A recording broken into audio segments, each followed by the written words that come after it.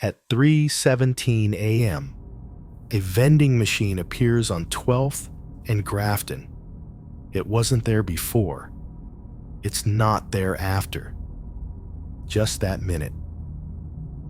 It sells one item. A drink with no label. Cold. Blue. It hums when you pick it up. Locals say if you drink it, you vanish. No blood, no noise, no trace. But your reflection? It stays.